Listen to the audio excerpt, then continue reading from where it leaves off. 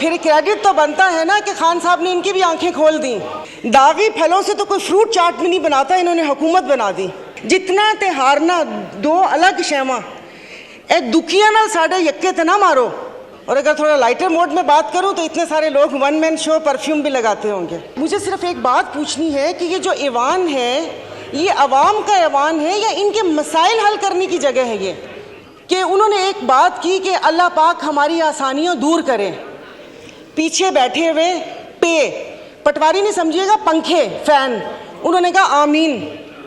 सुना ही नहीं कि अल्लाह पाक आसानियां दूर करे। स्पीकर साहब उस वक्त टाइम मांगा था जब पीएम साहब बैठे थे और वो तकरीर कर रहे थे और कुछ आइन और कानून की बातें कर रहे थे। प्लीज शुरू कीजिए। जी मैं शुरू कर रही हूँ। तो मैं तब से लेकर अब तक तो वो कह रहे ना हैरतों के दरिया में गोता जानूं कि समझ नहीं आ रही मुझे कि फिर क्रेडिट तो बनता है ना कि खान साहब ने इनकी भी आंखें खोल दी। तो फ़र्क क्या रह गया कि कुछ अरसा पहले इदारों पर उंगलियां उठ रही थीं, उन पे सवालात उठ रहे थे, आज ये अदलिया पर उंगलियां उठा रहे हैं।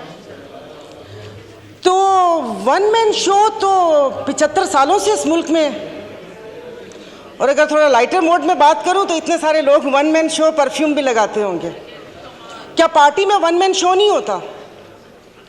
तो पूछना मुझे, मेरे 2-3 सवालात हैं। पूछना ये था कि यह वन मैन शो कि नहीं होगा, क्या ये सिर्फ अदलिया की हद तक होगा या इसका इतलाक बाकी इदारों पर भी होगा? यानी कि आप हालात उस नहज तक लेकर जा रहे हैं कि नाउज़ुबिल्लाह फिर चीफ ऑफ आर्मी स्टाफ भी ना हो, सारे जनरल चीफ हों, एक उनका फैसला नहीं होगा। मुईशत तो तबाह कर दी, अब हाथ धोकर इदारों के पीछे पड़ गए हैं।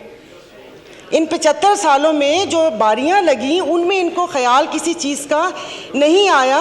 अब जब बात अपने पर आई तो फिर इनको इदारों की खामियां भी दिखना शुरू हो गई।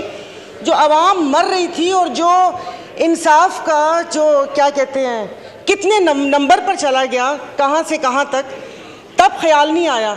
लेकिन वो कहते हैं ना कि जब अपने पाँव जले तो फिर इदारों के ऊपर आ गए। और उस वक्त से मुझे सिर्फ एक बात पूछनी है कि ये जो ऐवान है, ये अवाम का ऐवान है या इनके मसाइल हल करने की जगह है? ये कल भी जब ये स्पीच हुई थी, आपने जॉइंट सेशन बुलाया था, मैंने कहा शायद इस बाबरकत महीने में जो अवाम सहर व अफ्तार की लज्जतों से महरूम है, उस महंगाई में पिस रही है, शायद उसकी बात होगी।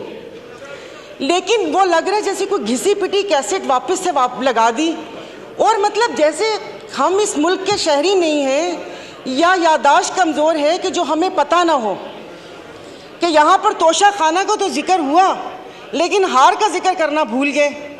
जब केस की बात हुई तो आप इनसे ये तो पूछें कि यूसुफ रज़ा गिलानी साहब के पिटीशन दायर किसने की थी? वो भी इन्होंने की थी, बड़े मियाँ साहब काला कोट पहन कर गए थे।